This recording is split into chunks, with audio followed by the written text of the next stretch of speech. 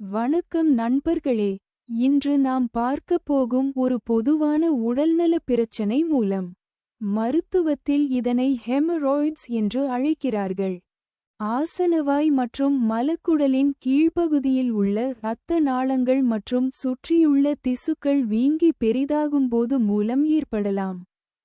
மலச்சிக்கல், கடினமான மலம், மலம் கழிக்கும் போது அதிகமாக முக்குவது, கழிப்பறையில் நீண்ட நேரம் அமர்ந்திருப்பது, உணவில் நார்ச்சத்து குறைவாக இருப்பது போன்ற காரணிகள் இதன் அபாயத்தை அதிகரிக்கலாம். இதன் அறிகுறிகளில் மலம் கழிக்கும் போது பிரகாசமான சிவப்பு நிற இரத்தம், ஆசனவாய் பகுதியில் அரிப்பு, அசௌகரியம், வீக்கம் அல்லது வலி போன்றவை இருக்கலாம்.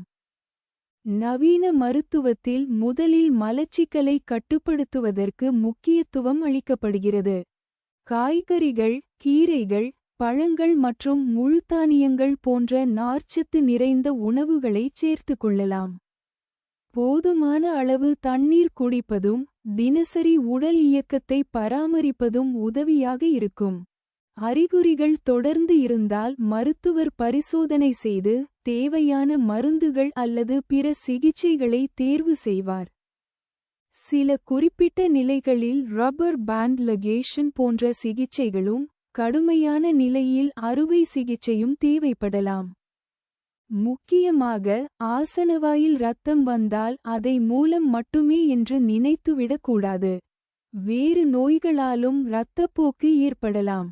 தொடர்ந்து இரத்தம் வருவது, அதிக வலி அல்லது அதிக அளவு இரத்தப்போக்கு இருந்தால் உடனடியாக மருத்துவரை அணுகுவது பாதுகாப்பானது.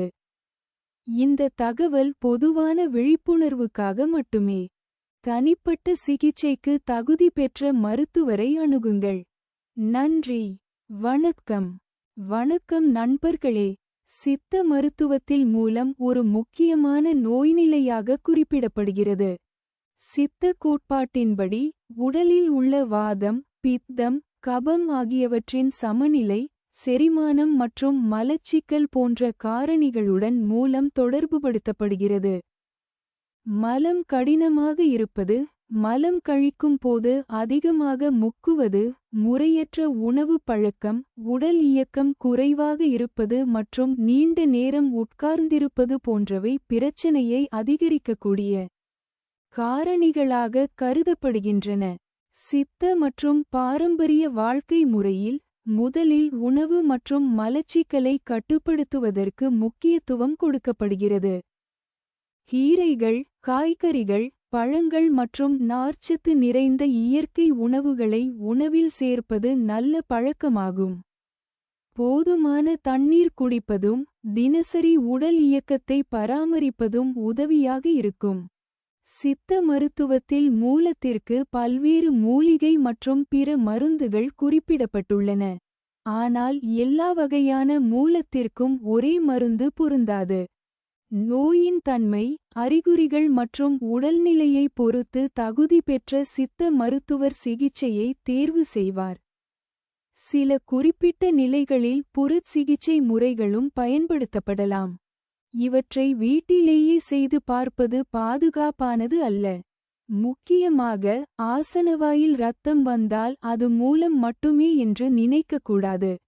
தொடர்ந்து இரத்தப்போக்கு, அதிக வலி, வீக்கம், மயக்கம் அல்லது அதிக அளவு இரத்தம் வெளியேறுதல் இருந்தால் உடனடியாக மருத்துவரை அணுக வேண்டும்.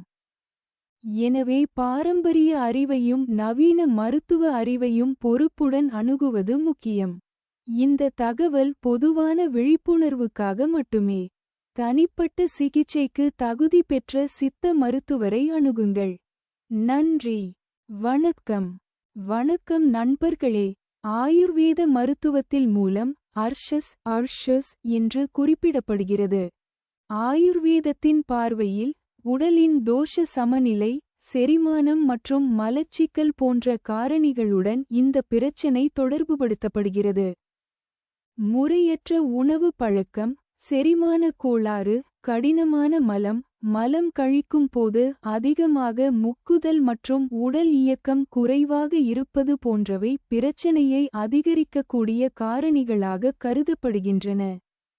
ஆயுர்வேத அணுகுமுறையில் முதலில் செரிமானத்தை சீராக வைத்திருப்பதற்கும் மலச்சிக்கலை தவிர்ப்பதற்கும் முக்கியத்துவம் அளிக்கப்படுகிறது. காய்கறிகள், கீரைகள், பழங்கள் மற்றும் முழுதானியங்கள் போன்ற இயற்கையான நார்ச்சத்து நிறைந்த உணவுகளை உணவில் சேர்த்துக் கொள்வது உதவியாக இருக்கும். போதுமான அளவு தண்ணீர் குடிப்பதும் முக்கியம். ஆயுர்வேதத்தில் மூலத்திற்கு பல்வேறு மூலிகை மருந்துகளும் குறிப்பிட்ட சிகிச்சை முறைகளும் குறிப்பிடப்பட்டுள்ளன. ஆனால் ஒருவருக்கு ஏற்ற மருந்து அவரது உடல்நிலை, அறிகுறிகள் மற்றும் நோயின் தன்மையை பொறுத்து மாறுபடும்.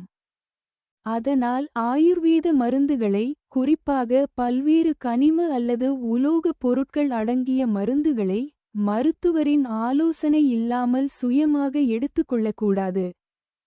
சில நிலைகளில் ஆயுர்வேதத்தில் க்ஷாரகர்மா போன்ற சிகிச்சை முறைகள் பயன்படுத்தப்படுகின்றன. இவை தகுதி பெற்ற ஆயுர்வேத மருத்துவரின் நேரடி மதிப்பீட்டிலும் கண்காணிப்பிலும் மட்டுமே செய்யப்பட வேண்டும். மேலும் ஆசனவாயில் இரத்தப்போக்கு ஏற்பட்டால் அதை மூலம் மட்டுமே என்று முடிவு செய்யக்கூடாது. வேறு காரணங்களாலும் இரத்தப்போக்கு ஏற்படலாம். எனவே அறிகுறிகள் தொடர்ந்து இருந்தால் மருத்துவரிடம் பரிசோதனை பெறுவது அவசியம். இந்த தகவல் பொதுவான விழிப்புணர்வுக்காக மட்டுமே.